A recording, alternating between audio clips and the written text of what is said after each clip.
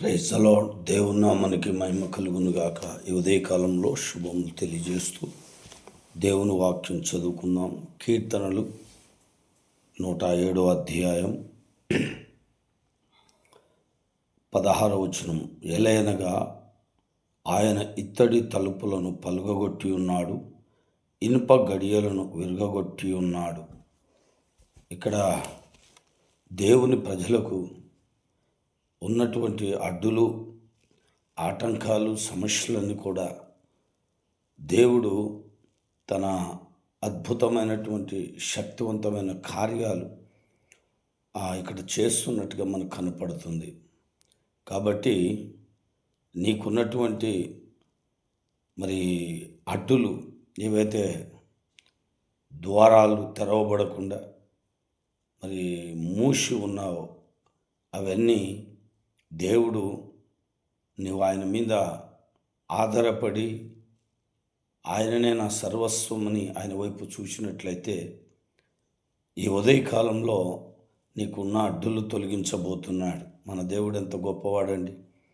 ఇనుప గడియలను కదా, ఇత్తడి తలుపులను విరగొట్టబోతున్నాడు, ఇనుప గడియలను విరగొట్టబోతున్నాడు. కాబట్టి ఈరోజు నీకున్న సమస్య, నీకున్నటువంటి ఆటంకాలు ఏవైనా సరే ఆయనకు అప్పచెప్పి ఆయన మీద ఆధారపడు. దేవుడు నీ జీవితంలో గొప్ప కార్యం జరిగిస్తాడు. కనుక దేవుని బిడ్డలారా, ప్రతి అడ్డంకులను తొలగించి అద్భుతం చేసి దేవుడై ఉన్నాడు.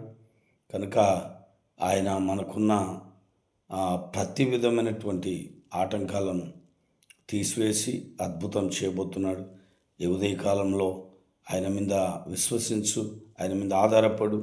నీ కుటుంబాన్ని దేవుడు దీవించునుగాక. అలాగే ఈ యొక్క ఛానల్ సబ్స్క్రైబ్ చేయండి, లైక్ చేయండి. దేవుడు మిమ్మల్ని ఆశీర్వదించునుగాక. ఆమె ప్రార్థన చేసుకుందాం. పరమ తండ్రి, నీకు వందనాలు. గొప్ప దేవుడు, సహాయం చేయండి. ఇదిగోనైనా బంధింపబడిన వారిని, అయాచరలో ఉన్నవారిని విడిపించే గొప్ప దేవుడు ఉన్నావు.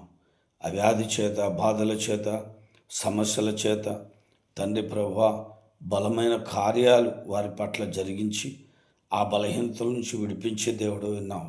క్యాన్సర్, HIV అనేకమైనటువంటి వ్యాధుల నుండి పరిపూర్ణమైనటువంటి విడుదల కలుగునుగాకని ప్రార్థిస్తున్నాం.